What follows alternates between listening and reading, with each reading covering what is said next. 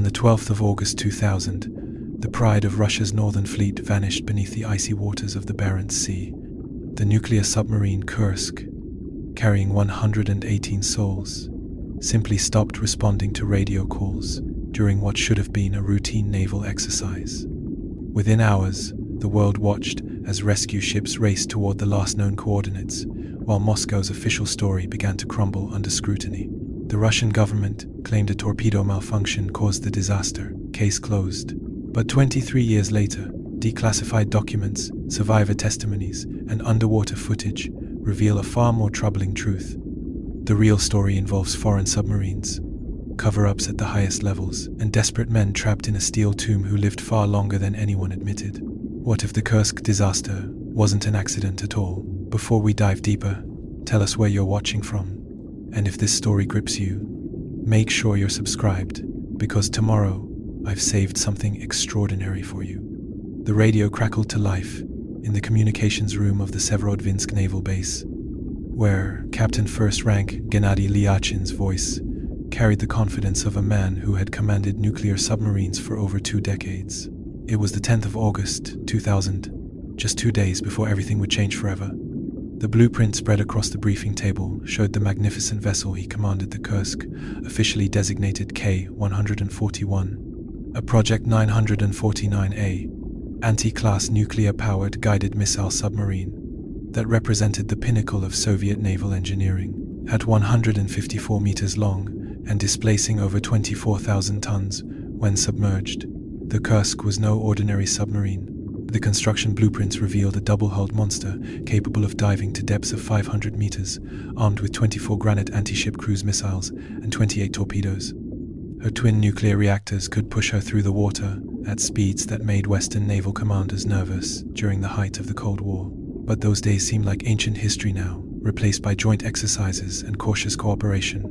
Captain Lyachin ran his weathered finger along the blueprint's intricate details as he addressed his senior officers. The reactor compartments, the missile bays, the crew quarters that would house 118 men. Every system had been designed with redundancy and survival in mind. The submarine featured 9 watertight compartments, each capable of being sealed independently in case of emergency. Soviet engineers had learned hard lessons from earlier disasters, and the Kursk embodied decades of accumulated wisdom about underwater survival. Admiral Vyacheslav Popov, commander of the Northern Fleet, stood at the head of the table, his uniform heavy with the weight of responsibility and the accumulated stress of managing Russia's most powerful naval force during turbulent times. The post-Soviet era had been unkind to the military, with budgets slashed and maintenance schedules stretched beyond reasonable limits. Yet, the Kursk remained a symbol of Russian naval might, a reminder that beneath the Arctic waters, Moscow still commanded respect. The crew had been together for months, welded into a tight unit by the peculiar intimacy that submarine service demanded. Senior Lieutenant Dmitry Kolesnikov, the ship's navigation officer, was known for his meticulous attention to detail and his habit of writing letters to his young wife during quiet moments. Captain Lieutenant Sergei Dudko commanded the torpedo compartment with the sort of quiet authority that came from years of handling weapons capable of sinking aircraft carriers. These were not young conscripts but career naval officers who had chosen the submarine service despite its dangers and isolation. The August exercise, designated Summer X, was intended to demonstrate the Northern Fleet's continued readiness to both domestic and international observers. Relations with NATO had improved dramatically since the end of the Cold War, but naval exercises remained a way for nations to signal their capabilities without resorting to more direct confrontation. The Kursk would fire practice torpedoes, simulate attacks on surface vessels, and demonstrate the sophisticated electronic warfare systems that made her such a formidable opponent. In the crew quarters, sailors packed their personal belongings with the careful attention that submariners paid to every detail. Space was at a premium, and every item had to earn its place aboard the vessel. Family photographs, letters from home, and small personal mementos filled the tiny lockers. Many of the crew were young men from small towns across Russia, drawn to submarine service by the prestige and the relatively good pay that came with mastering one of the military's most demanding specialties. The nuclear engineering crew ran through their pre-deployment checklists with practiced precision. The Kursk's two OK-650 reactors were among the most reliable ever built, with safety systems layered upon safety systems. Chief Engineer, Captain Second Rank Sergei Masorin, had overseen hundreds of reactor startups, and the routine had become second nature. Steam generators, coolant pumps, control rod assemblies. Every component was inspected and tested before the submarine would leave port. As the sun set over the White Sea, casting long shadows across the naval base, families gathered for final farewells. These moments had a particular poignancy in the submarine service, where deployments could last months and contact with the outside world was limited by operational security requirements. Children pressed their faces against the chain-link fence, waving at fathers who would soon disappear beneath the waves for weeks at a time. The Kursk's reputation preceded her wherever she sailed. Foreign naval intelligence services tracked her movements carefully, recognizing that this particular submarine represented a significant threat to any potential adversary. Her speed, her missile loadout, and her advanced sonar systems made her a priority target for surveillance whenever she left port. Yet, the submarine had always returned safely from her missions, her crew confident in their vessel's capabilities and their own skills. Nobody could have imagined that this routine exercise would become the Northern Fleet's worst peacetime disaster. The morning of August 12th dawned clear and cold over the Barents Sea, with visibility stretching to the horizon under an Arctic sun that never seemed to warm the air properly. Captain Liachin stood on the Kursk's bridge as his submarine prepared for the final dive of the Summer X exercise.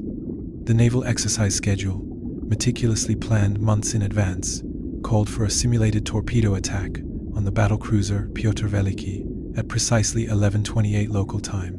Below deck, the crew moved through their morning routines with the practiced efficiency of men who had performed these same tasks hundreds of times before. In the galley, cooks prepared what would be their final meal: black bread, cabbage soup, and strong tea that could wake the dead. The familiar sounds of a submarine preparing for action echoed through the steel corridors. The hum of ventilation systems, the distant whir of machinery, and the soft conversations of sailors checking their equipment one last time. Senior Lieutenant Dmitry Kolesnikov completed his navigation calculations in the cramped chart room, cross-referencing GPS coordinates with traditional celestial navigation techniques that Russian submariners still practiced religiously. His logbook entries showed meticulous attention to detail: water temperature readings, current vectors, and the precise locations of other vessels participating in the exercise.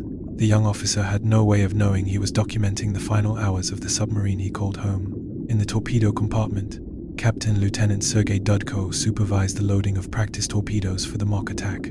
These were not the massive ship killers that the Kursk could carry into actual combat, but smaller training rounds designed to simulate real combat conditions without the explosive warheads.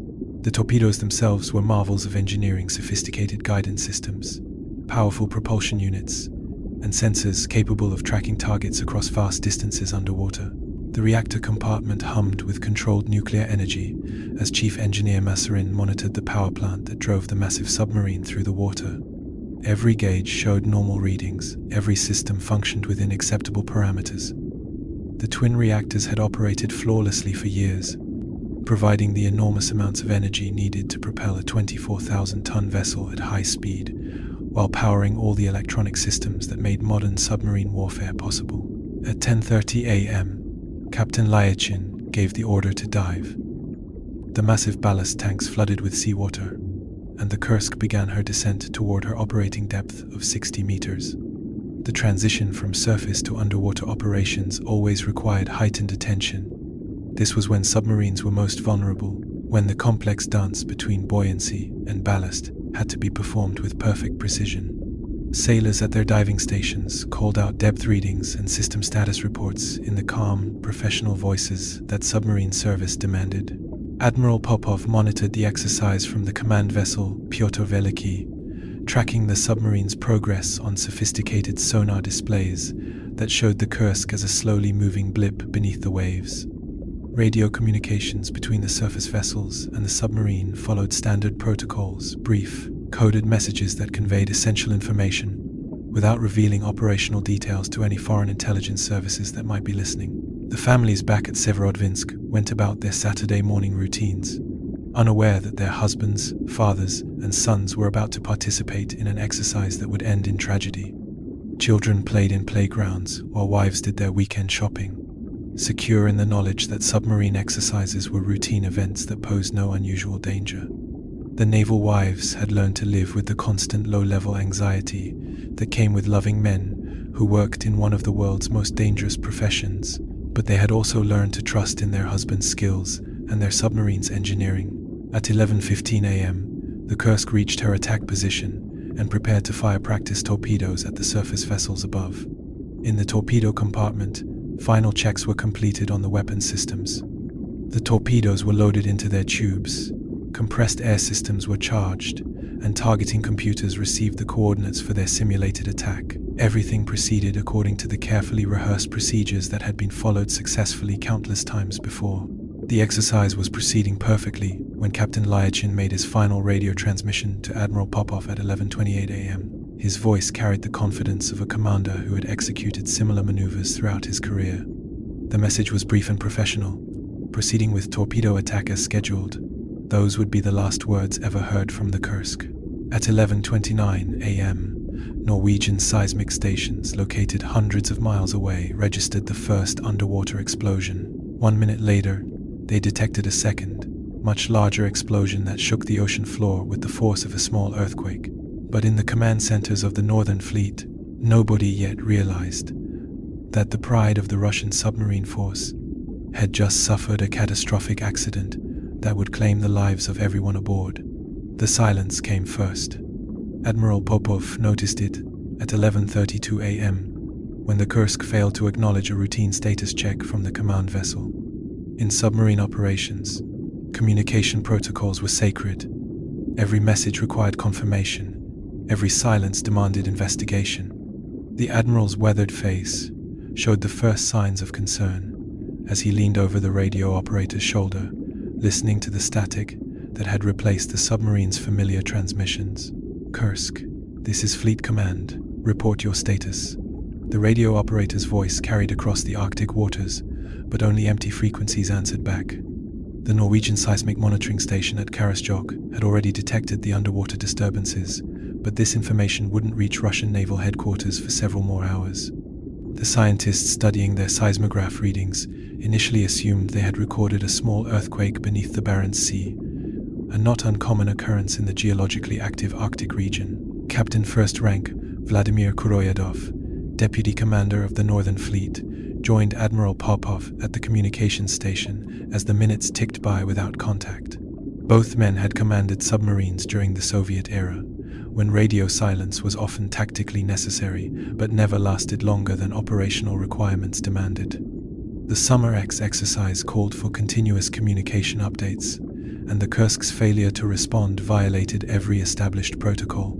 At the Severomorsk Command Center, duty officers began tracking the submarine's last known position using a combination of sonar data and navigation reports. The massive plotting table showed the exercise area in precise detail, water depths, current patterns, and the locations of all participating vessels. A red circle marked the Kursk's estimated position when communications ceased, but the submarine could have traveled several miles in any direction since that final transmission. The first search aircraft launched from Severomorsk airfield at 12:15 p.m., their crews briefed to look for any signs of distress on the ocean surface. Helicopter pilots scanned the waters methodically, searching for oil slicks, debris, or the telltale wake of a submarine running on the surface. The Barents Sea stretched endlessly beneath them, its grey-green waters offering no clues about what had happened to the missing submarine. Back aboard the Pyotr Veliki, sonar operators strained to detect any underwater sounds that might indicate the Kursk's location. The passive sonar arrays that could track submarines across vast distances showed nothing but the natural sounds of the Arctic Ocean, whale songs, ice movement, and the distant noise of surface vessels. The submarine had vanished as completely as if it had never existed. Norwegian intelligence services, monitoring radio traffic from their listening posts along the border with Russia, began to notice unusual activity in Russian naval communications.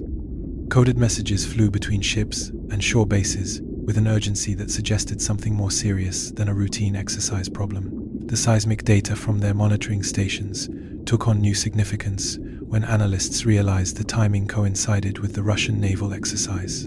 At 2:30 p.m., Admiral Popov made the decision that no naval commander ever wanted to make.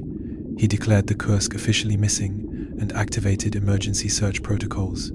The admission that Russia's most advanced submarine had simply disappeared during a peacetime exercise would have enormous political and military implications, but the lives of 118 sailors took precedence over concerns about national prestige. The families back at Severodvinsk remained unaware that anything had gone wrong. Naval exercises routinely imposed communication blackouts, and wives and children were accustomed to periods when they couldn't contact their loved ones aboard submarines.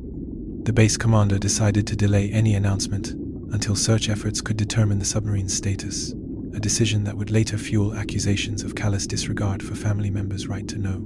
Foreign naval intelligence services around the world began monitoring the Russian response to their missing submarine. American submarines operating in nearby waters received coded instructions to assist in any search efforts if requested, while British naval authorities quietly prepared their own rescue assets in case international assistance became necessary. The Cold War might have ended, but submarine disasters transcended political boundaries among sailors who understood the sea's unforgiving nature.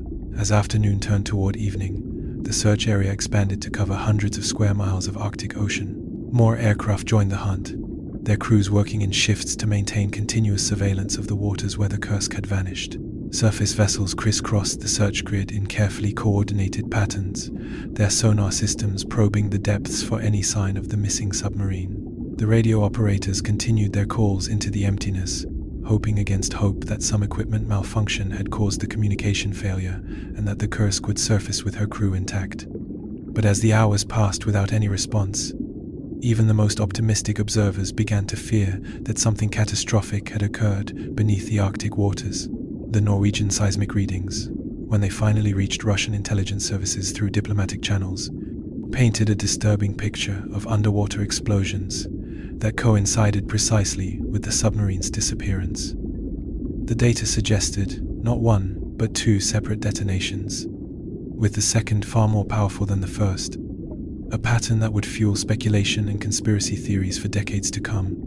The emergency klaxons wailed across Severomorsk Naval Base as Admiral Popov's order to initiate full search and rescue operations reached every corner of the Northern Fleet. Within hours, the largest peacetime submarine rescue operation in Russian naval history was underway, with vessels converging on the Barents Sea from ports across the Arctic coast. The search grid map spread across the command table showed a methodical pattern designed to cover every square mile where the Kursk might have come to rest. The rescue ship Mikhail Rudnitsky, equipped with deep-sea diving equipment and underwater rescue vehicles, cast off from her moorings at 6:45 p.m. on August 12th. Her crew had trained for exactly this type of emergency, but most had hoped they would never need to use their skills in a real crisis. The ship's manifest included diving bells, underwater cutting equipment, and medical facilities capable of treating victims of submarine accidents, tools that represented the accumulated wisdom of decades of underwater rescue experience. International offers of assistance began arriving at the Russian Defense Ministry within hours of the first news reports about the missing submarine. The British Royal Navy, with their sophisticated deep-sea rescue capabilities, offered to deploy the LR-5 rescue submersible that could reach depths far beyond the capabilities of Russian equipment. Norwegian naval authorities, whose ships operated regularly in the Barents Sea, volunteered their own rescue assets and expertise in Arctic underwater operations. These offers were politely but firmly declined by Russian officials, who insisted that the Northern Fleet possessed adequate resources to handle the situation without foreign assistance. The decision reflected both national pride and the lingering secrecy that surrounded submarine operations, even in the post-Cold War era. Accepting help from former adversaries would represent an admission of weakness that the Russian military leadership was not prepared to make. At the Vidyayevo naval base, where many of the Kursk's crew members lived with their families, the first rumors began circulating among the tight-knit community of submarine families. Wives noticed unusual activity at the base offices working through the night, emergency meetings in the command buildings, and the kind of tense atmosphere that preceded bad news. Yet official communications remained reassuring. suggesting only that the exercise had been extended and that normal contact would resume soon. The media began picking up the story as international wire services reported the activation of Russian search and rescue operations in the Barents Sea. Initial reports were cautious and limited, describing only that contact had been lost with a Russian submarine during naval exercises. The Russian government's press office issued carefully worded statements, emphasizing that search operations were proceeding normally and that there was no immediate cause for alarm. Captain Igor Baranov, commander of the rescue vessel Altai, studied the underwater charts that showed the ocean floor where the Kursk was believed to have gone down. The depth readings showed between 100 and 150 meters, challenging but not impossible for rescue operations if the submarine had survived the initial incident. His divers were among the best in the Russian Navy, trained to operate in the brutal conditions of the Arctic Ocean where water temperatures hovered just above freezing year-round.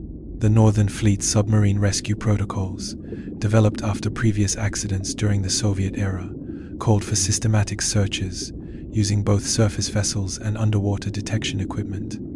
Sonar operators aboard the search ships listened for any sounds that might indicate life aboard the missing submarine. Tapping on the hull, machinery noise, or the distinctive sounds of emergency systems. The ocean remained stubbornly silent. Foreign intelligence services monitored the growing rescue operation with professional interest and genuine concern. Submarine disasters were tragedies that transcended national boundaries among those who understood the dangers of underwater warfare. American naval attachés in Moscow quietly inquired whether additional assistance might be welcome, while British submarine experts prepared detailed briefings on deep-sea rescue techniques that could be shared if requested. As the first full day of searching drew to a close, the families at Severodvinsk gathered in small groups to share information and support each other through the growing uncertainty. The wives of submarine crews had learned to live with the constant awareness that their husbands worked in one of the world's most dangerous professions, but the official silence was more troubling than usual. Phone calls to the base produced only vague reassurances that everything was proceeding according to plan. The search vessels worked through the night, their powerful searchlights cutting through the Arctic darkness as they maintained their methodical coverage of the designated search area. The crews understood that time was the enemy.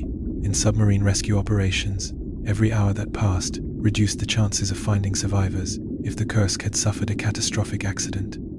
Emergency life support systems aboard submarines were designed to sustain crews for days or even weeks, but only if the submarine's hull remained intact. By dawn on August 13th, more than 20 vessels were involved in the search operation, their sonar systems probing the depths of the Barents Sea for any sign of the missing submarine. The operation had taken on a life of its own, driven by the desperate hope that somewhere beneath the grey Arctic waters, 118 men were waiting for rescue. The sonar contact came at 4:51 a.m. on August 13th, when the search vessel Rudnitsky detected a large metallic object resting on the ocean floor at a depth of 108 meters. Sonar operator Senior Lieutenant Pavel Borisov stared at his screen in disbelief as the distinctive outline of a submarine materialized from the electronic noise. The contact was massive, far larger than any debris field, and it was sitting upright on the seabed as if it had descended under some measure of control. Captain Baranov ordered the deployment of the deep-sea camera system, a remotely operated vehicle that could descend to the ocean floor and transmit live video footage back to the surface. The ROV's descent through the dark Arctic waters took nearly 20 minutes, its powerful lights cutting through the eternal blackness that shrouded the ocean depths. As the seafloor came into view, the camera revealed a scene that would haunt everyone who witnessed it. The Kursk lay broken on the ocean floor, her massive hull split open like a discarded toy. The submarine's forward sections were completely destroyed, twisted metal and debris scattered across the sandy bottom in a pattern that spoke of catastrophic explosive damage. The sonar imagery captured by the ROV showed damage far beyond anything that could be explained by a simple torpedo malfunction.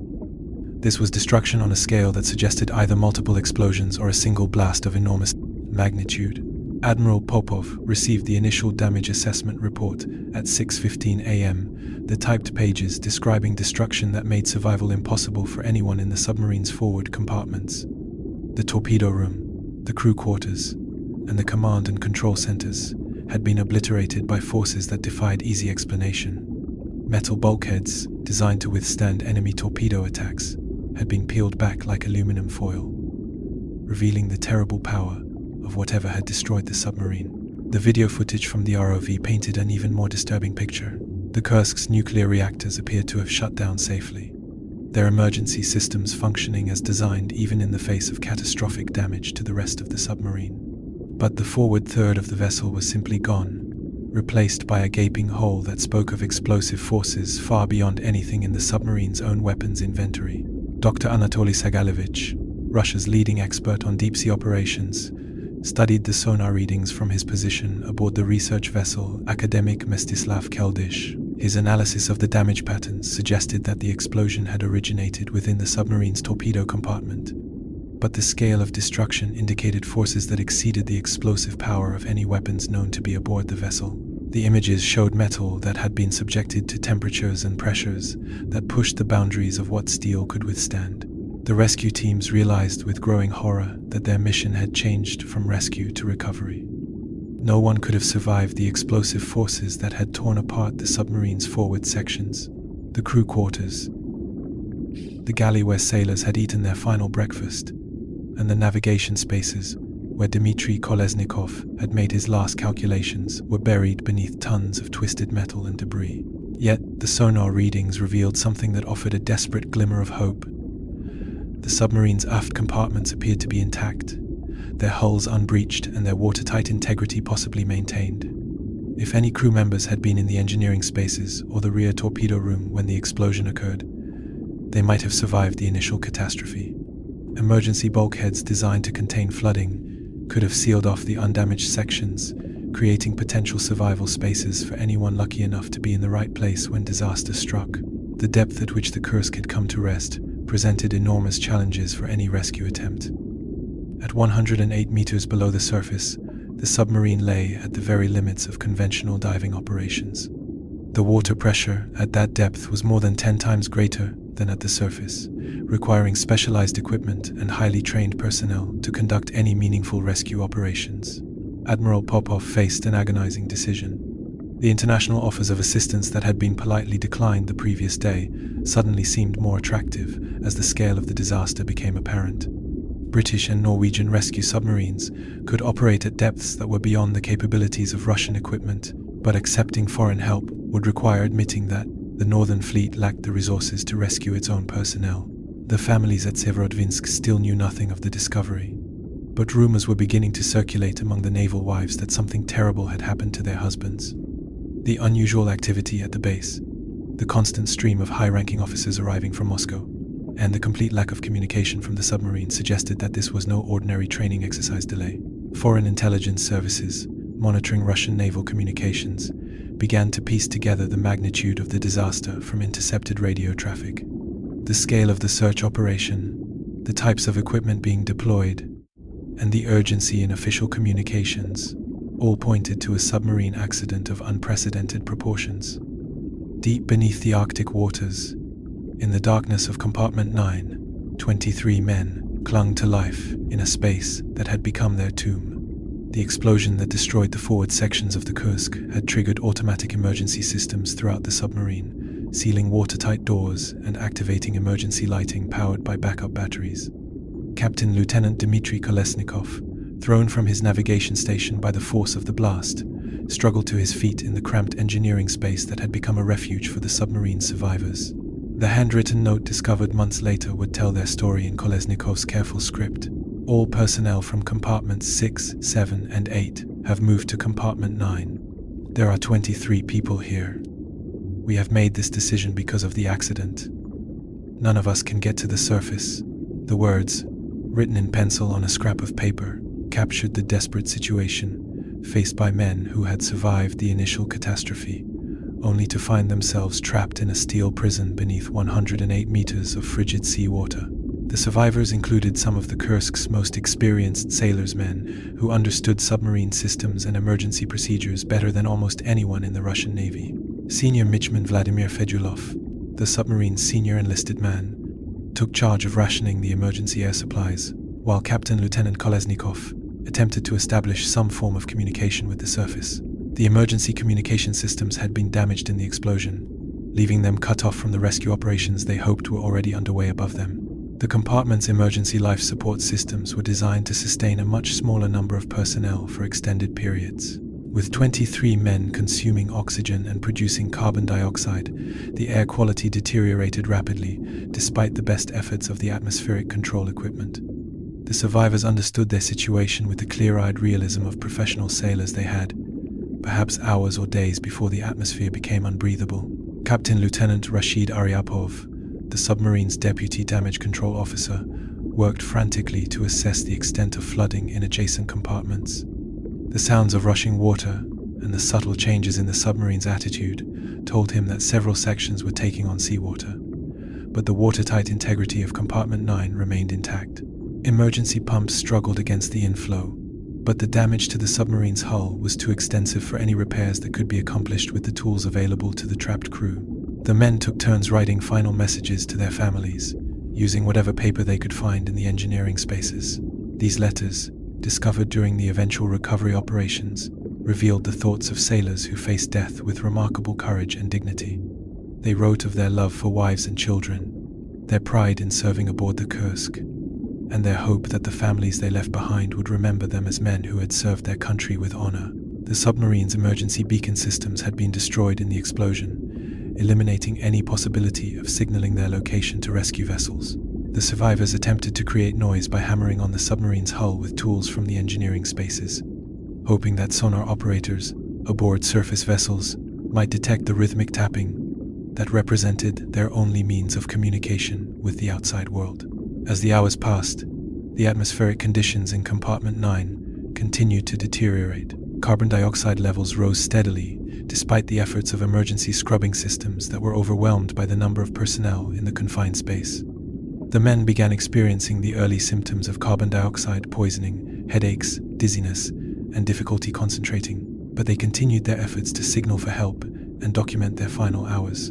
Senior Lieutenant Sergei Sadilenko, the submarine's communications officer, attempted to activate any surviving radio equipment that might establish contact with rescue vessels. The electrical systems in the aft compartments had suffered damage from the explosion, but some circuits remained functional. His efforts were hampered by flooding in adjacent compartments that had short-circuited much of the submarine's electronic infrastructure. The survivors understood that their situation was desperate, but they maintained the discipline and professionalism that had defined their naval careers. They organized watches, maintained equipment as best they could, and continued attempting to signal their presence to the rescue operations they knew must be underway above them. The submarine service had taught them that survival depended on following procedures, maintaining hope, and never giving up until the very end. The final entries in Kolesnikov's notes, written in increasingly unsteady handwriting, documented the gradual failure of life support systems and the growing effects of carbon dioxide poisoning on the trapped crew. His last words were a message to his young wife, "Olya, I love you. Don't suffer too much. My regards to GV, and regards to my family, Mitya." The note was found clutched in his hand when recovery divers finally reached Compartment 9 months later. By August 16th, the international media had transformed the Kursk disaster into a global crisis that went far beyond the tragedy of 118 lost sailors. CNN, BBC, and news services around the world broadcasted continuous coverage of the Russian government's handling of the rescue operation, with experts questioning why Moscow continued to refuse international assistance when lives hung in the balance. The British mini-submarine deployment orders, classified documents that would later surface through diplomatic channels, showed that the Royal Navy had been preparing rescue assets since August 13th, waiting only for Russian permission to deploy. President Vladimir Putin, vacationing at his Black Sea residence when the disaster struck, found himself at the center of a political firestorm that threatened to define his presidency. Foreign correspondents noted his apparent reluctance to cut short his holiday, while Russian media criticism grew increasingly bold in questioning the government's priorities. The image of a leader enjoying leisure time, while sailors might still be alive beneath the Arctic waters, became a powerful symbol of official indifference. The families of the Kursk's crew, no longer willing to accept vague official reassurances, organized themselves into an increasingly vocal group demanding information about their loved ones. Irina Lyachina, wife of the submarine's captain, became a prominent spokesperson for the families, her dignified anger resonating with a Russian public that was growing frustrated with official secrecy. Her appearances on television, calling for transparency and international assistance, put enormous pressure on military leaders who had hoped to manage the crisis without public scrutiny. Admiral Vyacheslav Kuroyedov, Commander-in-Chief of the Russian Navy, faced the most difficult decision of his career, as reports from the rescue site painted an increasingly grim picture. Russian diving attempts had failed to establish any meaningful contact with potential survivors, and the Northern Fleet's rescue equipment was proving inadequate for operations at the depth where the Kursk lay. The Admiral's pride in Russian naval capabilities warred with his responsibility for the lives of any sailors who might still be alive aboard the submarine. The British rescue team, led by Commander David Russell, had been standing by since August 14th with the LR-5 rescue submersible and a complete deep-sea diving support system. Their equipment was specifically designed for submarine rescue operations at depths that exceeded Russian capabilities, and their personnel had trained extensively for exactly this type of emergency. The deployment orders showed meticulous planning for every aspect of the rescue operation, from transport logistics to integration with Russian naval forces. Norwegian naval authorities, operating from their base at Bergen, offered not only their own rescue submarines but also their extensive experience in Arctic underwater operations. The Norwegian offer was particularly significant because their forces operated regularly in the Barents Sea and understood the unique challenges posed by the region's harsh conditions. Their rescue teams had trained with British forces and possessed equipment that was fully compatible with international rescue standards. The diplomatic pressure intensified when German Chancellor Gerhard Schroeder personally called President Putin to offer assistance, followed by similar calls from British Prime Minister Tony Blair and Norwegian Prime Minister Jens Stoltenberg. These conversations, conducted at the highest levels of government, emphasized that submarine rescue transcended national boundaries and that accepting help was a sign of strength, not weakness. At the disaster site, Russian rescue attempts continued to fail, as divers encountered problems that their equipment simply couldn't overcome.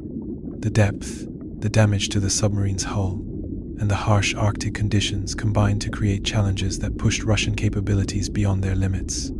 Each failed attempt cost precious time and raised the possibility that any survivors aboard the Kursk were running out of air, while political considerations delayed more capable rescue efforts.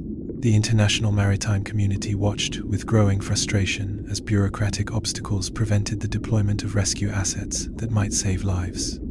Submarine rescue protocols developed through decades of international cooperation were being ignored because of national pride and Cold War-era suspicions that seemed increasingly anachronistic in the face of human tragedy. The turning point came when Putin's political advisors made clear that the international criticism was becoming a serious threat to his presidency. The Russian public, initially supportive of their young president, was beginning to question his judgment and priorities. Opinion polls showed declining approval ratings, while international media coverage portrayed Russia as a nation more concerned with saving face than saving lives. On August 18th, after nearly a week of failed rescue attempts, President Putin finally authorized the acceptance of British and Norwegian assistance. The decision came too late to save any survivors who might have been alive in the submarine's aft compartments, but it represented a crucial acknowledgement that international cooperation was more important than national pride when human lives were at stake. The foreign rescue teams, already positioned nearby with their equipment, immediately began deployment to the disaster site. Their arrival marked the beginning of a new phase in the rescue operation, one that would finally reveal the full extent of the Kursk disaster and the tragic cost of delayed international cooperation. The USS Memphis location data, declassified years later through Freedom of Information Act requests, revealed a troubling picture of American submarine activity in the Barents Sea during the Summer X exercise. The Los Angeles-class attack submarine had been conducting intelligence-gathering operations in international waters, monitoring Russian naval communications and tracking the movements of Northern Fleet vessels. What the declassified documents didn't explain was why the Memphis had been positioned so close to the exercise area when the Kursk disaster occurred. Captain Second Rank Igor Kurdin, a veteran submarine commander who had served aboard vessels similar to the Kursk, was among the first to question the official torpedo malfunction theory. His analysis of the damage patterns visible in underwater footage suggested that the submarine had suffered external impact damage inconsistent with an internal explosion. The twisted metal and debris field showed characteristics that Kurdin recognized from his study of submarine collision incidents during his naval career. The Norwegian seismic array, designed to monitor nuclear testing compliance, had recorded the underwater explosions with unprecedented precision. Dr. Frode Ringdahl, the seismologist who analyzed the data, noted that the readings showed two distinct seismic events, separated by approximately 135 seconds.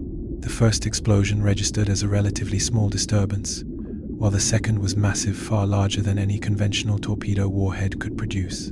This pattern suggested a sequence of events that began with a smaller impact or explosion, followed by a catastrophic secondary detonation. Admiral Anatoly Shavrov, former commander of the Pacific Fleet, privately shared his concerns with colleagues about the inconsistencies in the official investigation. His experience with submarine warfare led him to believe that the damage to the Kursk's forward sections was more consistent with a collision than with an internal torpedo explosion.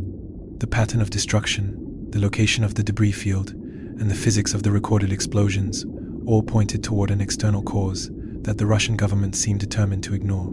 The acoustic signatures recorded by various intelligence services during the exercise painted a complex picture of submarine activity in the Barents Sea. Multiple foreign submarines had been operating in the area, taking advantage of the Russian exercise to gather intelligence on Northern Fleet capabilities and procedures. The electronic intelligence gathered by these submarines was considered extremely valuable by Western naval services, providing insights into Russian submarine operations that were impossible to obtain through other means.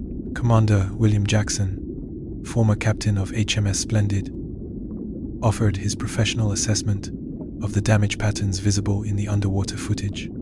His analysis, shared with British naval intelligence, concluded that the destruction of the Kursk's forward compartments was inconsistent with any known torpedo malfunction scenario. The explosive force required to produce such damage would have had to come from outside the submarine's hull, suggesting either a collision with another vessel or an attack by an external weapon system. The Russian Navy's own internal investigation, conducted by experts who understood submarine construction and damage patterns, reached conclusions that differed significantly from the official public statements. These investigators noted that the torpedo room bulkheads, designed to contain explosions from the submarine's own weapons, had been destroyed in a pattern that suggested external forces. The metal showed stress patterns and deformation characteristics that were more consistent with impact damage than with internal explosions. Foreign intelligence services began sharing their assessments through diplomatic channels, with NATO naval experts expressing serious doubts about the torpedo malfunction theory. The collective expertise of submarine commanders from multiple navies reached similar conclusions about the nature of the damage, creating a growing consensus that the official Russian explanation was incomplete or deliberately misleading. The families of the Kursk's crew members began asking pointed questions about the circumstances of the disaster, demanding access to investigation reports and technical assessments that might explain what had really happened to their loved ones. Their persistent inquiries, supported by independent naval experts, kept alive questions about the official narrative that Russian authorities clearly preferred to avoid. Dr. Robert Ballard, the oceanographer famous for discovering the Titanic wreck, offered his expertise in analyzing the underwater footage of the Kursk. His preliminary assessment suggested that the submarine had suffered catastrophic structural failure that was more consistent with external impact than with internal explosion. Ballard's reputation for careful scientific analysis lent credibility to the growing chorus of experts who questioned the official explanation. The timing of the disaster, occurring during a major naval exercise with multiple foreign submarines in the area, raised questions about the possibility of an accidental collision between submarines operating in close proximity. Such incidents had occurred before during the Cold War, when Soviet and American submarines played dangerous games of cat and mouse beneath the world's oceans. The difference was that previous collisions had involved vessels that returned to port with damage that could be repaired and covered up. The pattern of evidence suggested a scenario that Russian officials were determined to prevent from becoming public. Their most advanced submarine had been involved in a collision with a foreign vessel that had resulted in the deaths of 118 sailors and the loss of one of the Navy's most valuable assets. The first body recovery operation began on October 25, 2000, more than 2 months after the disaster, when Russian deep-sea divers finally managed to cut through the Kursk's damaged hull and enter what remained of the submarine's forward compartments. The body recovery log, meticulously maintained by medical personnel aboard the surface vessels, documented discoveries that immediately contradicted the official timeline of the disaster and raised disturbing questions about how long some crew members had survived after the initial explosions. Dr. Sergei Shoigu, the Emergency Situations Minister overseeing the recovery operation, received the preliminary medical findings at 3:47 p.m. Moscow time. The reports described bodies found in positions and locations that suggested survival times far beyond what Russian officials had publicly acknowledged. Several crew members were discovered wearing emergency breathing apparatus, indicating they had lived long enough after the explosions to don survival equipment. This evidence directly contradicted government statements that all personnel had died instantly in the initial blast. The medical examination revealed that many of the recovered bodies showed signs of carbon monoxide poisoning rather than the traumatic injuries that would be expected from an explosive blast. Captain Dr. Mikhail Polyakov, the Northern Fleet's chief medical officer, noted in his preliminary reports that the pattern of fatalities was more consistent with prolonged exposure to toxic gases than with immediate death from explosion. These findings suggested that many sailors had survived the initial disaster, only to die slowly from inhaling poisonous fumes generated by fires throughout the submarine. Foreign forensic experts, monitoring the recovery operation through intelligence channels, noted significant discrepancies between the Russian medical reports and the physical evidence visible in photographs leaked from the disaster site. The positioning of bodies, the condition of emergency equipment, and the distribution of personnel throughout the submarine's compartments all suggested a more complex sequence of events than the simple torpedo explosion scenario that Russian authorities continued to promote. The recovery divers encountered evidence of desperate survival attempts throughout the submarine's accessible sections. Emergency breathing equipment had been distributed and used, watertight doors had been sealed according to proper procedures, and emergency lighting systems showed signs of extended operation. These discoveries painted a picture of professional sailors following their training in an attempt to survive a catastrophic situation, rather than victims who had died instantly in a massive explosion. Captain Lieutenant Alexander Bruzhnik, one of the recovery divers, reported finding handwritten notes and personal effects that indicated some crew members had lived for hours after the initial explosions. The condition of these items, preserved in relatively dry compartments, provided a timeline that extended far beyond the official version of events. The discovery of these materials was initially classified to prevent contradictions with public statements about the disaster.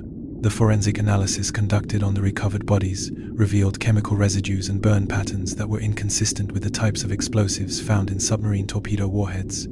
Dr. Vladimir Nechayev, an independent forensic pathologist who later examined the medical reports, concluded that the evidence pointed toward external fires and explosions rather than the internal torpedo detonation that formed the basis of the official investigation. International maritime accident investigators, working through diplomatic channels, requested access to the medical findings and recovery documentation. Their expertise in submarine disasters could have provided valuable insights into the actual sequence of events, but Russian authorities denied these requests, citing national security concerns and the sensitive nature of submarine operations. This refusal to cooperate with international experts fueled further speculation about what the Russian government was determined to hide. The families of the recovered crew members were denied access to detailed autopsy reports and medical findings, receiving only sanitized summaries that supported the official narrative. Elena Kolesnikova, widow of navigation officer Dmitry Kolesnikov, fought through the Russian court system for years to obtain complete medical records that might explain exactly how and when her husband had died. Her legal battles revealed the extent to which the government was willing to go to suppress information that contradicted the official story.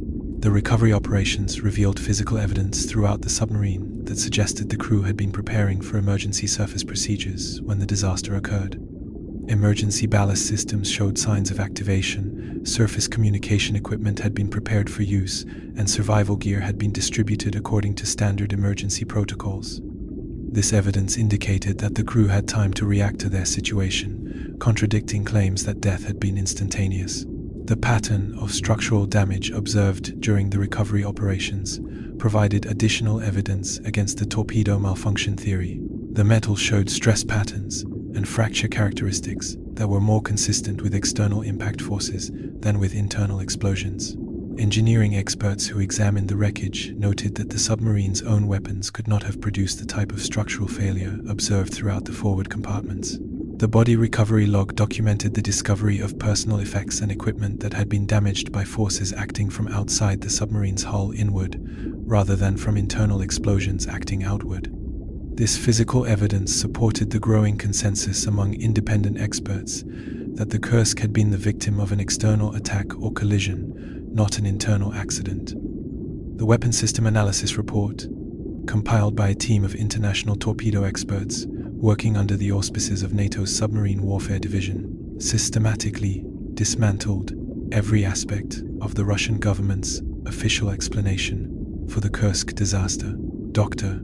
James Mackenzie, a former Royal Navy weapons specialist who had spent 30 years studying submarine torpedo systems, led the technical evaluation that would prove definitively that no torpedo malfunction could have produced the catastrophic damage observed aboard the Russian submarine. The report's most damning finding concerned the explosive yield calculations.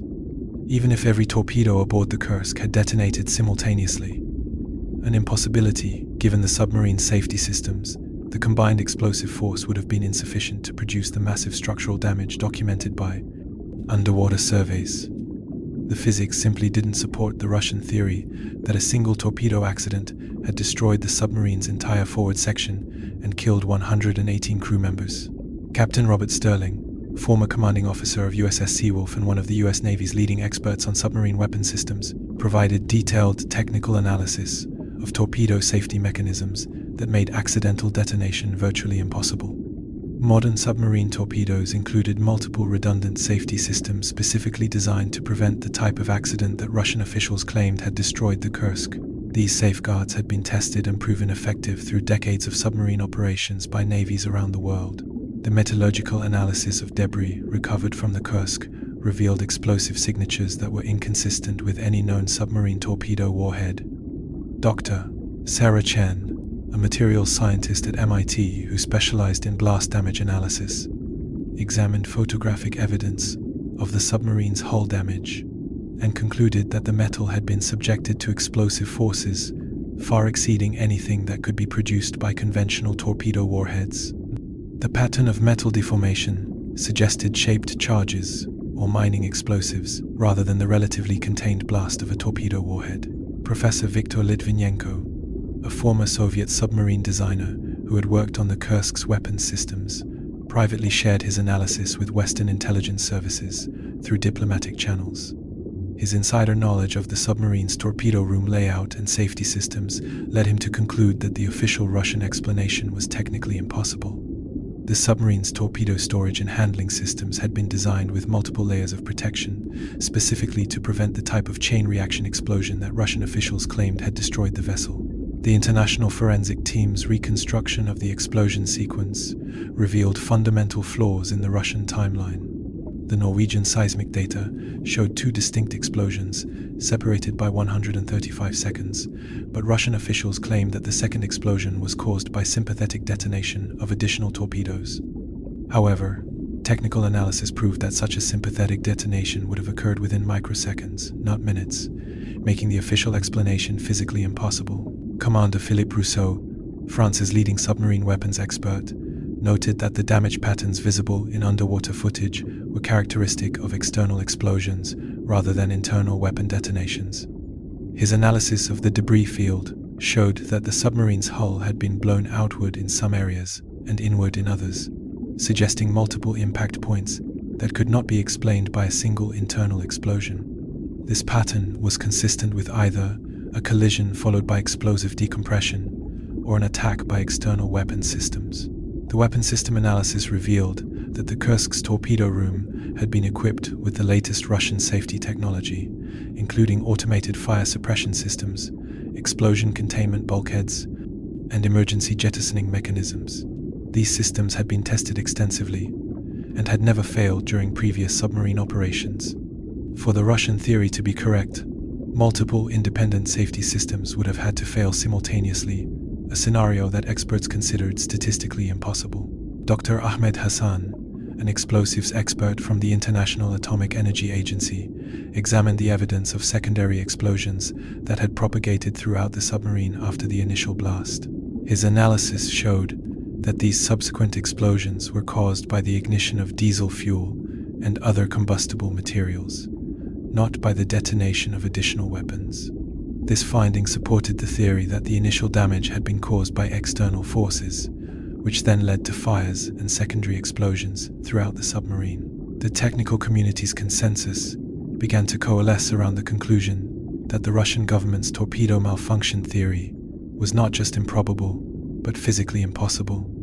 The combined expertise of weapons specialists, metallurgists, explosives experts, and submarine designers from multiple countries reached the same conclusion. The Kursk had been destroyed by external forces, not by an accident with her own weapons. International naval officials began questioning why the Russian government continued to promote an explanation that had been thoroughly debunked by technical analysis. The persistence of the torpedo theory, in the face of overwhelming contradictory evidence, suggested either incompetence in the Russian investigation or a deliberate attempt to conceal the true cause of the disaster. The weapon system analysis report concluded with a stark assessment. The destruction of the Kursk represented either an act of war or an accident involving foreign military forces, and the Russian government's continued insistence on the torpedo malfunction theory constituted a cover-up of international significance. The compartment video footage captured during the October 2001 salvage operation revealed details that Russian officials had hoped would never see daylight. When the massive floating crane successfully raised the Kursk's hull sections from the ocean floor, investigators gained unprecedented access to the submarine's interior compartments, documenting evidence that would fundamentally challenge every aspect of the official investigation. The high-definition cameras mounted inside the recovery vessels recorded hours of footage showing damage patterns that defied explanation under the torpedo malfunction theory. Captain Engineer Vasily Solodkov, leading the technical inspection team, immediately noticed anomalies in the torpedo compartment that contradicted the official narrative. The submarine's torpedo storage racks showed impact damage from external forces, with metal twisted inward rather than outward, as would be expected from an internal explosion. The pattern of destruction suggested that something had penetrated the hull from outside, causing the catastrophic structural failure that destroyed the submarine's forward sections. The salvage footage revealed that crucial sections of the submarine's hull were missing entirely, apparently removed before the main hull was raised from the ocean floor. These missing pieces included portions of the torpedo compartment where the alleged malfunction had occurred, conveniently eliminating the most important evidence that might have revealed the true cause of the disaster. The selective removal of key evidence raised serious questions about the integrity of the Russian investigation. Dr. Mikhail Motsak, the chief naval architect, who had supervised the Kursk's original construction, studied the salvage footage with growing alarm. The structural damage he observed was inconsistent with any explosion that could have originated within the submarine's torpedo room. The massive hole in the submarine's forward section showed characteristics of impact damage from a large, fast-moving object, not the relatively contained explosion that would result from a torpedo accident. Foreign naval experts who gained access to the salvage footage through intelligence channels noted significant discrepancies between the physical evidence and the Russian technical reports. The submarine's missile compartments showed blast damage that suggested multiple explosion points throughout the vessel, not the single source detonation that formed the basis of the official theory. This evidence pointed toward a catastrophic event that had affected the entire forward section of the submarine simultaneously. The video documentation revealed that many of the submarine's safety systems had been activated properly during the disaster, indicating that the crew had time to respond to their emergency situation. Emergency lighting remained functional in several compartments, watertight doors had been sealed according to standard procedures, and backup life support systems showed signs of extended operation. This evidence contradicted claims that the crew had died instantly in a massive explosion. The forensic analysis of the raised hull sections showed clear evidence of collision damage along the submarine's starboard side. Paint transfers, metal scoring, and impact deformation patterns were visible along a section of the hull that had not been destroyed in the explosions. These markings were consistent with contact from another vessel moving at high speed, providing physical evidence of the collision that Russian officials refused to acknowledge. Commander Erik Jansen, a Norwegian submarine specialist who examined leaked footage from the salvage operation, identified clear signs of external impact damage that had been classified as explosion damage in Russian reports. The metal showed compression and shearing patterns that were characteristic of collision forces rather than explosive detonation. His analysis supported the growing international consensus that the Kursk had been struck by another vessel before the catastrophic explosions occurred. The missing torpedo compartment sections, allegedly lost during the initial disaster, contained the most crucial evidence about the cause of the explosions. International investigators noted that these sections had been deliberately removed from the wreck before the main salvage operation, eliminating physical evidence that might have conclusively proven the collision theory. The selective preservation of some evidence while destroying other crucial sections suggested a systematic effort to control the investigation's findings. The compartment footage showed that the submarine's nuclear reactors had shut down safely during the disaster, their automatic safety systems functioning exactly as designed. This successful emergency shutdown proved that the submarine's crew had maintained some level of control during the initial phases of the disaster, again contradicting claims of instantaneous destruction. The reactor compartments remained intact and showed no signs of damage from internal explosions. Leaked footage from the salvage operation revealed tool marks and cutting patterns on key structural elements that indicated post-disaster modification of the evidence. Sections of the hull that should have shown original blast damage instead displayed signs of mechanical cutting and removal, suggesting that the wreck had been deliberately altered before investigators could examine the original damage patterns. The video evidence documented extensive fire damage throughout the submarine's forward compartments, but the burn patterns were inconsistent with the rapid, intense fires that would result from torpedo fuel explosions. Instead, the damage suggested prolonged burning of diesel fuel and other combustible materials, supporting the theory that fires had spread throughout the submarine after the initial collision and explosion. The salvage operation's own documentation proved that crucial evidence had been destroyed or removed before international investigators could examine it, raising fundamental questions about the Russian government's commitment to discovering the truth about the disaster that had claimed 118 lives. The classified FSB memo, obtained by investigative journalists years later through anonymous sources within the Russian security apparatus, laid bare the systematic campaign to suppress information about the true cause of the Kursk disaster. Dated the 20th of August 2000, just 8 days after the submarine's loss, the document outlined comprehensive measures to control public information, intimidate potential witnesses, and ensure that the official torpedo malfunction theory remained unchallenged by inconvenient facts or expert analysis. Colonel Vladimir Barsukov of the FSB's Military Counterintelligence Division had been tasked with managing what internal documents referred to as information security surrounding the submarine disaster. His department's activities extended far beyond normal classification procedures, encompassing active measures to discredit foreign experts, suppress domestic criticism, and ensure that family members of the lost crew remained silent about inconsistencies in the official narrative. The memo detailed specific instructions for handling international media inquiries about the disaster. Foreign journalists investigating the collision theory were to be denied access to Russian sources, their visa applications subjected to lengthy delays, and their published reports countered with disinformation campaigns designed to discredit their findings.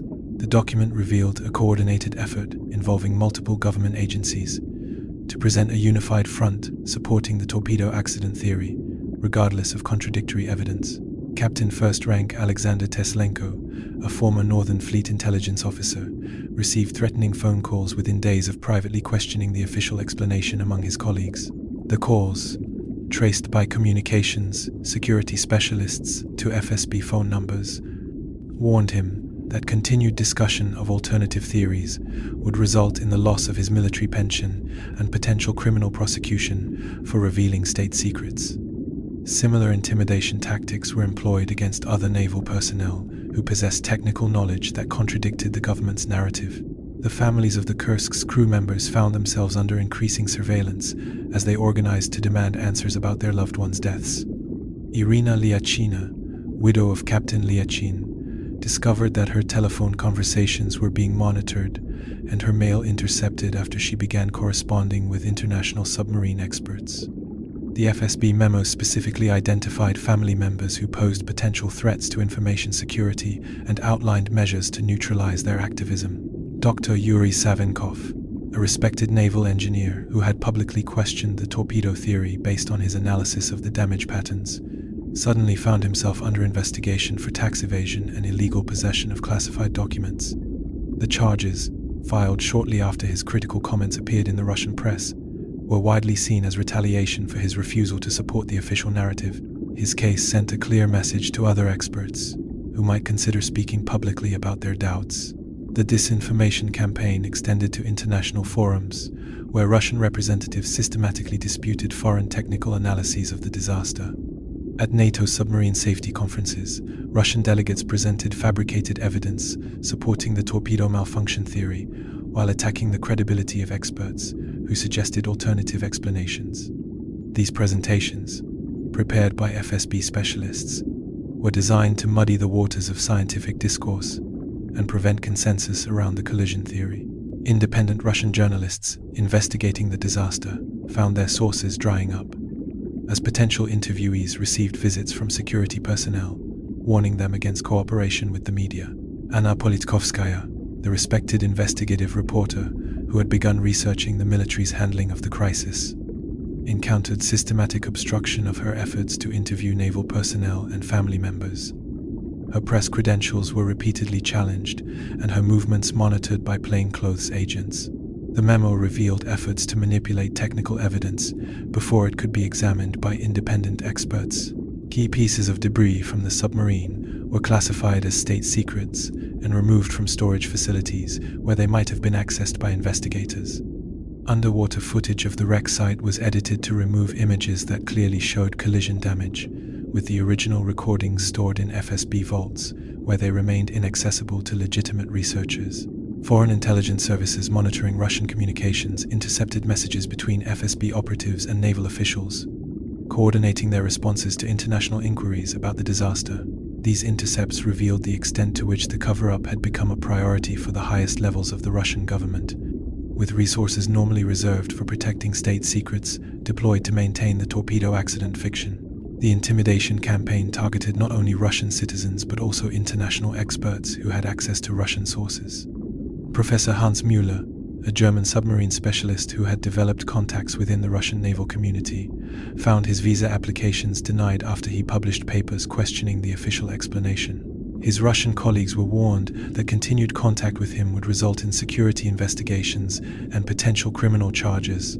The FSB memo concluded with instructions for long-term management of the Kursk narrative, including plans to discredit future investigations and ensure that classified evidence remained permanently sealed. The document revealed that the Russian government viewed the disaster not as a tragedy requiring thorough investigation, but as an information warfare challenge requiring the full resources of the security apparatus to manage successfully. The anonymous whistleblower recording, delivered to investigative journalist Anna Politkovskaya through a series of intermediaries in late 2001, contained the voice of a senior Northern Fleet officer who refused to identify himself but was willing to share what he knew about the real cause of the Kursk disaster. The digital recording, analyzed by voice recognition experts, belonged to someone with intimate knowledge of submarine operations and access to classified information about the events of the 12th of August 2000. I cannot remain silent while 118 families are denied the truth about how their loved ones died, the voice began, speaking in the measured tones of a career naval officer who had wrestled with his conscience for more than a year. What I am about to tell you contradicts everything the government has said publicly, but it represents what many of us in the Northern Fleet know to be true. The Kursk was not destroyed by a torpedo accident. She was the victim of a collision with a foreign submarine that our government lacks the courage to acknowledge.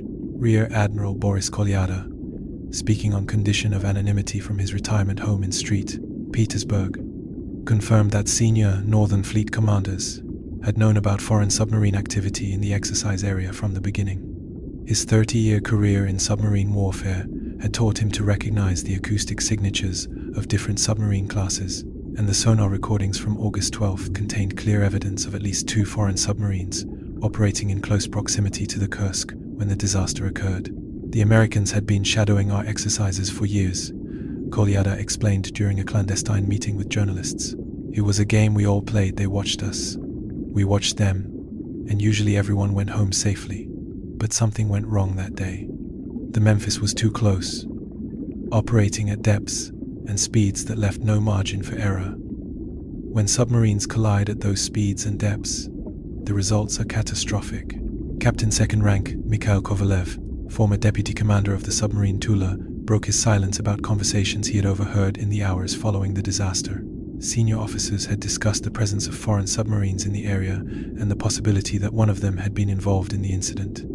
These discussions were quickly classified, and participants were warned that any public disclosure would constitute treason against the Russian Federation. The whistleblower recording contained detailed technical information about the USS Memphis that could only have come from someone with access to intelligence reports about American submarine capabilities and operating procedures. The anonymous officer described how the Los Angeles-class submarine's high-speed maneuvering characteristics made it particularly dangerous in close-quarters encounters with other vessels, especially in the confined waters where the Russian exercise was taking place. Commander Sergei Aprelev, a veteran submarine navigator who had participated in similar exercises, provided crucial insights into the tactical situation that existed on August 12th. His analysis of the exercise parameters and submarine operating areas revealed that foreign intelligence-gathering submarines routinely positioned themselves within the boundaries of Russian naval exercises, creating opportunities for accidental encounters that could easily escalate into collisions. We knew they were there, Aprelev admitted during a secret interview conducted in Moscow. Our sonar operators tracked multiple contacts that didn't belong to our exercise forces. The standing orders were to maintain course and speed, to show that we weren't intimidated by foreign surveillance. But those orders assumed that everyone would follow the rules of prudent seamanship. Someone made a mistake that cost 118 lives. The pattern of testimonies from multiple naval personnel painted a consistent picture of institutional knowledge about foreign submarine involvement that was being systematically suppressed by the Russian government. Officers who had served aboard submarines similar to the Kursk described the impossibility of the official torpedo malfunction scenario, while those with intelligence backgrounds confirmed the presence of foreign vessels in the disaster area. Captain First Rank Viktor Kravchenko, former commander of the nuclear submarine Smolensk, risked his military pension by speaking publicly about the collision theory. His analysis of the damage patterns visible in official photographs convinced him that the Kursk had suffered catastrophic hull breach from external impact, not internal explosion. Kravchenko's technical expertise and insider knowledge lent credibility to the growing chorus of military voices questioning the official narrative. The anonymous recording revealed that rescue operations had been delayed not just by equipment limitations, but by political considerations about how to respond to an incident involving foreign military forces. Senior commanders had spent precious hours debating whether to acknowledge the collision publicly or attempt to cover up the international dimensions of the disaster. The decision to pursue the torpedo accident theory had been made at the highest levels of government before investigators had even examined the wreck. Former Admiral Vyacheslav Aleksin, speaking from exile in Germany, confirmed that the Northern Fleet's leadership had possessed acoustic evidence of the collision from the first day of the crisis. Sonar recordings from multiple Russian submarines in the exercise area had captured the sounds of underwater impact and the subsequent explosions, but this evidence had been classified and removed from the official investigation files. The collective testimony of these naval personnel established a pattern of institutional knowledge about the true cause of the disaster that had been deliberately suppressed to avoid the political consequences of acknowledging a collision with foreign military forces during a peacetime exercise. The collision damage analysis completed by the International Maritime Investigation Consortium in 2003 represented the most comprehensive forensic reconstruction of the Kursk disaster ever undertaken. Led by Dr. James Patterson, a former British Royal Navy submarine designer with 40 years of experience in underwater accident investigation, The team combined expertise from 7 nations to create a definitive account of what had actually happened beneath the Barents Sea on the 12th of August 2000. The forensic reconstruction revealed a sequence of events that began with a high-speed underwater collision between the Kursk and a foreign submarine, most likely the USS Memphis, which had been conducting intelligence-gathering operations in the area.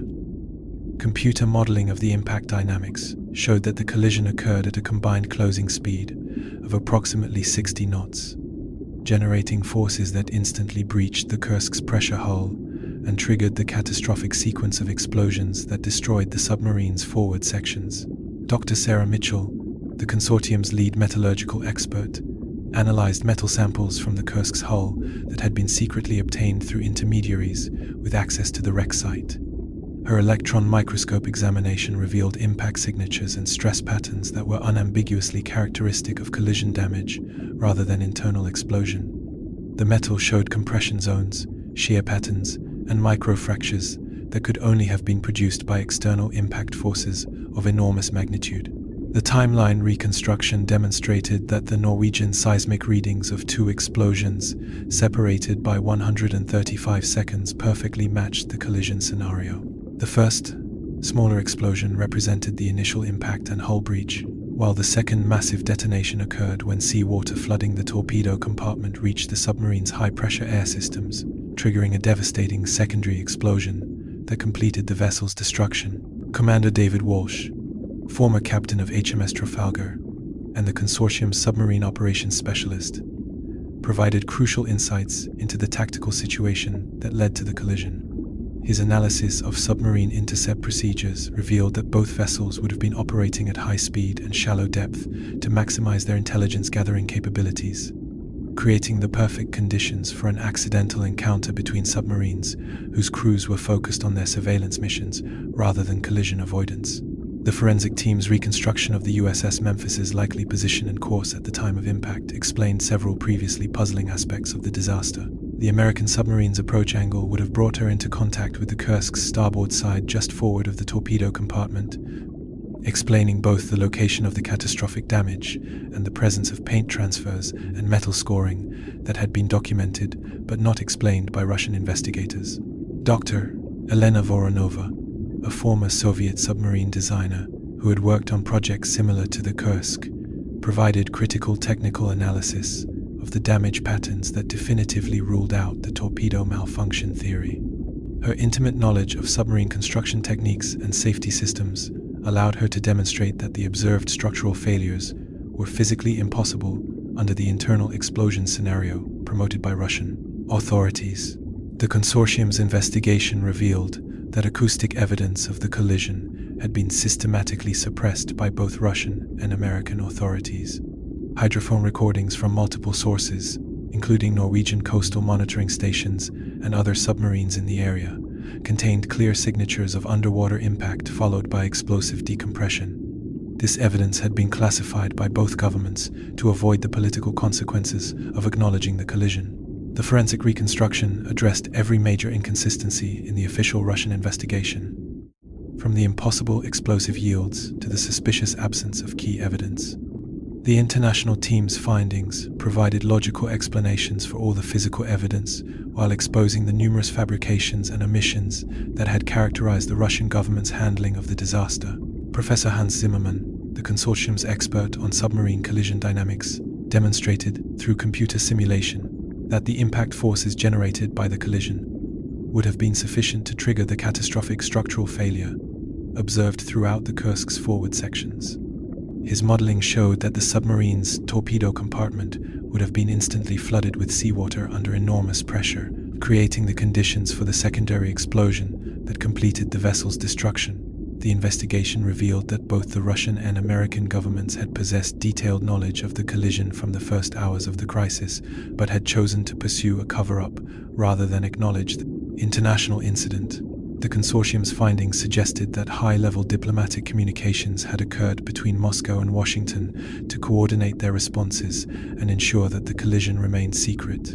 The consortium's final report concluded that the Kursk disaster represented not just a tragic accident, but a deliberate deception by two governments that had chosen political expediency over truth and accountability.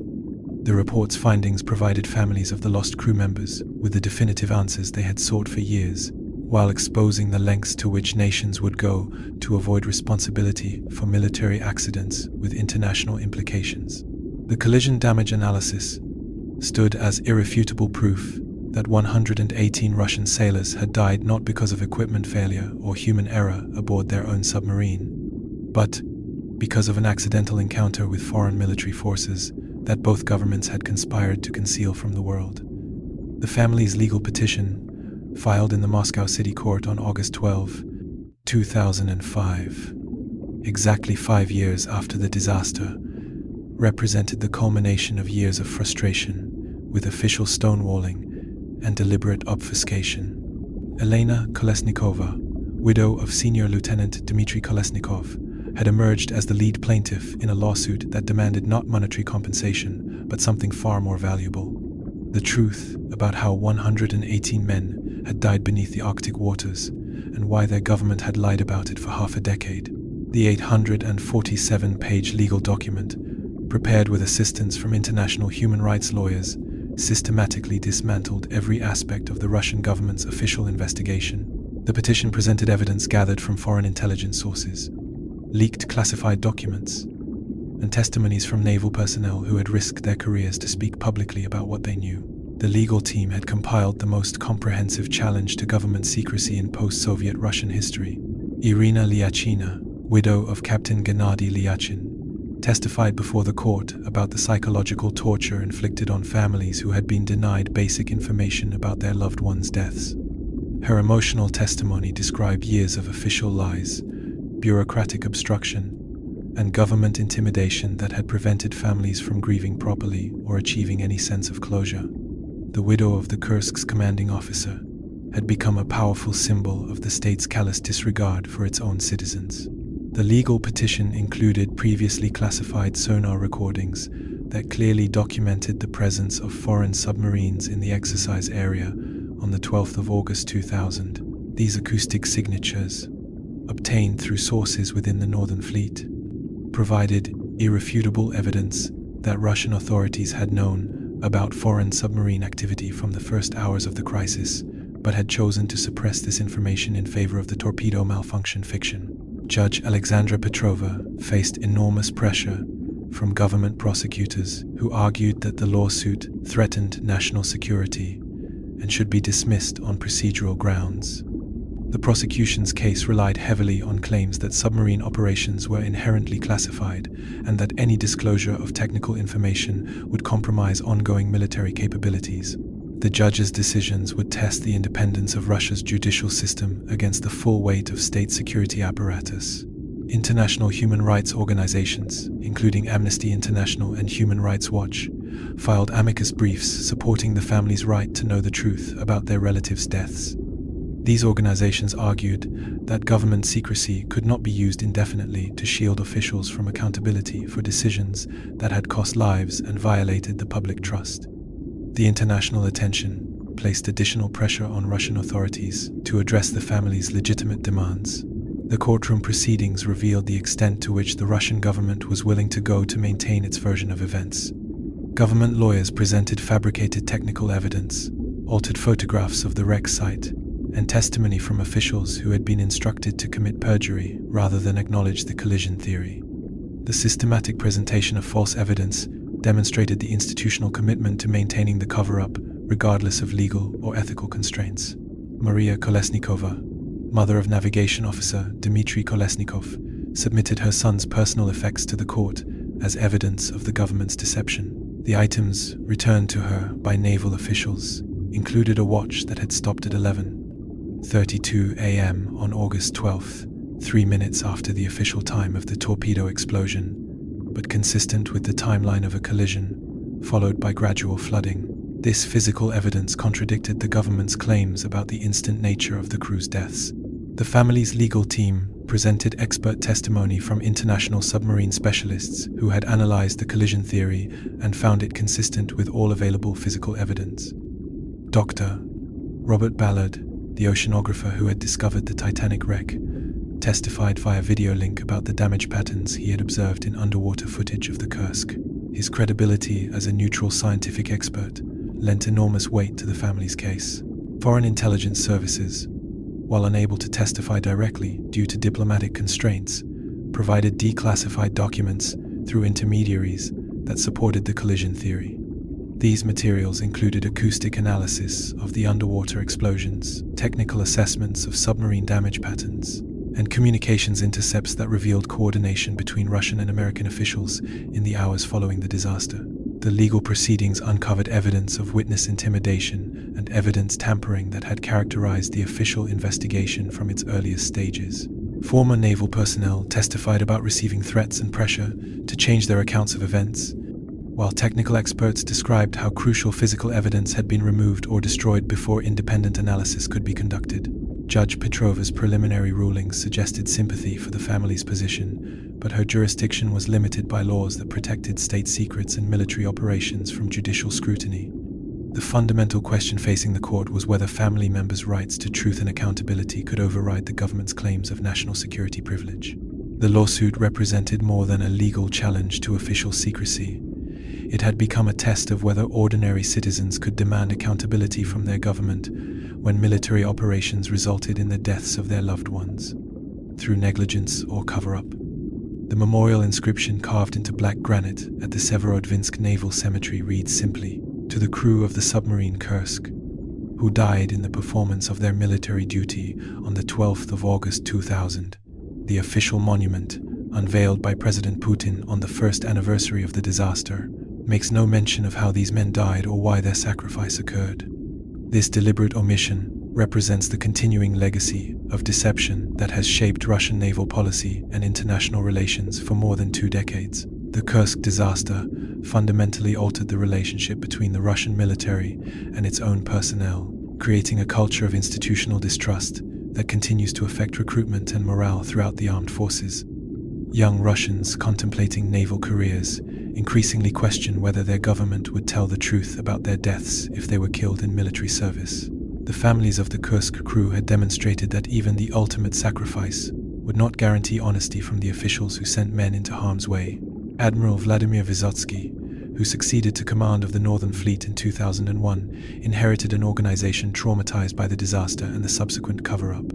His private communications with subordinates, later leaked to investigative journalists, revealed deep concerns about the erosion of trust between officers and their civilian leadership. The Admiral's attempts to reform submarine safety procedures were consistently undermined by political interference from officials more concerned with maintaining secrecy than preventing future disasters. The international maritime community responded to the Kursk incident by developing new protocols for submarine rescue cooperation that transcended national boundaries. The NATO submarine rescue system, established in 2003, created mechanisms for rapid deployment of rescue assets, regardless of political considerations. These procedures were designed to prevent the kind of tragic delays that had characterized the Russian response to the Kursk emergency, when national pride had taken precedence over saving lives. The diplomatic consequences of the cover-up extended far beyond submarine operations, affecting Russia's relationships with allies and adversaries alike. Foreign intelligence services, having documented the systematic deception surrounding the disaster, began questioning the reliability of Russian commitments in other areas of military cooperation. The credibility gap created by the Kursk lies undermined Moscow's position in subsequent international crises and arms control negotiations. The families of the lost crew members found themselves permanently marked by their association with the disaster, facing ongoing surveillance and harassment from security services concerned about their continued activism. Elena Kolesnikova's attempts to establish a memorial foundation honoring her husband's memory were repeatedly blocked by bureaucratic obstacles, while her children were denied admission to military academies despite their father's distinguished service record. The economic impact of the disaster extended throughout the Russian defense industry, as foreign customers began questioning the reliability of Soviet-era submarine technology. Export sales of Russian submarines declined significantly in the years following the Kursk incident, as potential buyers demanded extensive modifications and safety upgrades before accepting delivery of vessels based on similar designs. The cover-up established dangerous precedents for handling military accidents that continued to influence Russian policy decisions decades later. When the Losherik research submarine suffered a fatal fire in 2019, killing 14 sailors, the government's response followed the same pattern of secrecy and deception that had characterized the Kursk investigation. Families were denied information, foreign assistance was refused, and official explanations contradicted physical evidence. International human rights organizations documented the Kursk case as a textbook example of how military secrecy could be weaponized against a nation's own citizens. The precedent established by the Russian government's successful suppression of accountability in the submarine disaster encouraged similar cover-ups in other countries, where military accidents resulted in significant casualties.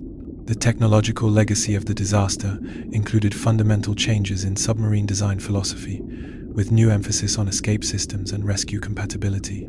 However, these improvements were implemented primarily by Western navies, while Russian submarine construction continued to prioritize traditional capabilities over crew survivability enhancements.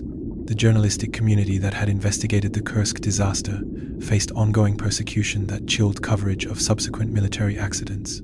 Anna Politkovskaya, whose reporting had exposed crucial details about the cover-up, was murdered in 2006 under circumstances that many colleagues attributed to her investigation of military and security service corruption. Her death sent a clear message about the consequences of challenging official narratives.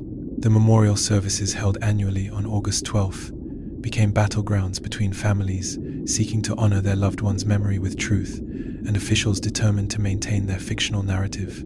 These ceremonies, attended by government representatives who continued to promote the torpedo malfunction theory, served as annual reminders of the state's commitment to deception over accountability.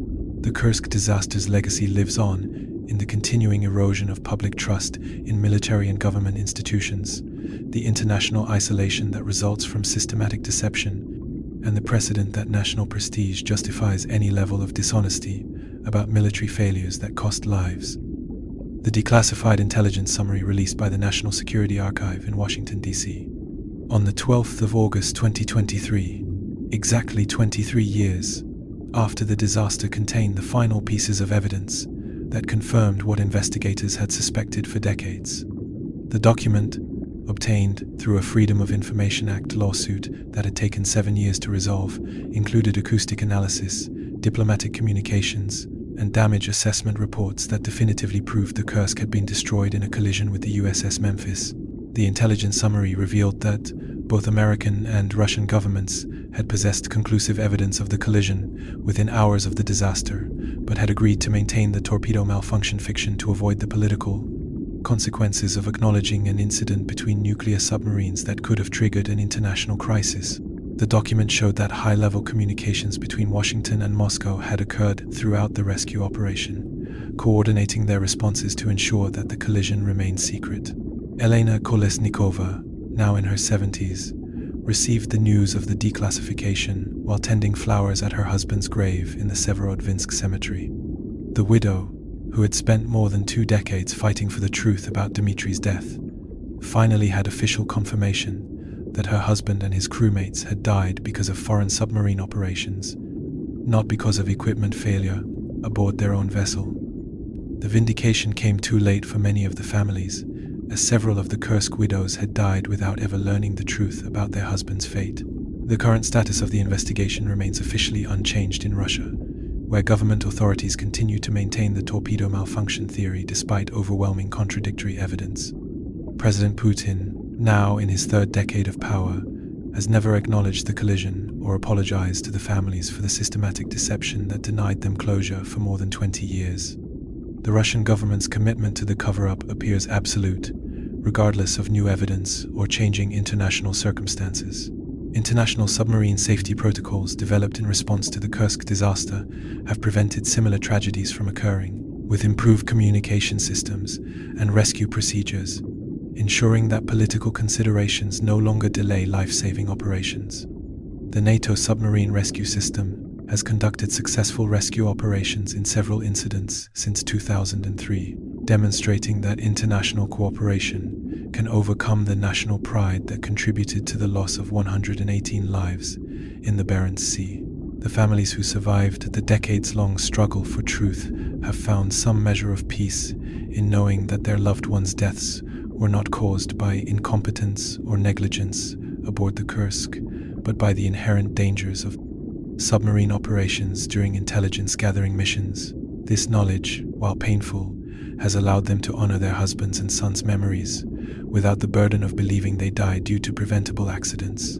The broader implications of the Kursk case continue to resonate throughout the international community, serving as a cautionary tale about the consequences of placing political expediency above truth and accountability. The disaster demonstrated how quickly governments can coordinate cover-ups that span decades, and how difficult it becomes to restore trust once systematic deception has been exposed. The technological advances in submarine design that followed the Kursk disaster have made similar accidents less likely, but the fundamental tensions that led to the collision persist in waters around the world where submarines from different nations conduct surveillance operations in close proximity. The competitive intelligence gathering that brought the Kursk and Memphis together continues in the Arctic, the South China Sea, and other strategic waterways where accidents remain possible. The memorial to the Kursk crew at Severodvinsk has become an unofficial shrine to all submarine crews who have died in the line of duty, with families of sailors from other nations visiting to pay their respects to men who understood the unique dangers of underwater warfare. The monument serves as a reminder that the sea recognizes no national boundaries when it claims the lives of those who venture beneath its surface. The truth about the Kursk disaster, while finally documented in official records, may never be fully acknowledged by the governments responsible for the cover-up. The families who fought for more than 2 decades to learn how their loved ones died have achieved a moral victory that transcends official recognition, proving that ordinary citizens can eventually overcome even the most sophisticated government deception campaigns. The story of the Kursk serves as a permanent reminder that truth, however inconvenient for those in power, has a way of surfacing eventually. The 118 men who died beneath the Arctic waters on the 12th of August 2000 finally have their story told, not as victims of equipment failure, but as casualties of the dangerous games that nations play beneath the world's oceans, and of the governments that chose lies over accountability in the aftermath of tragedy.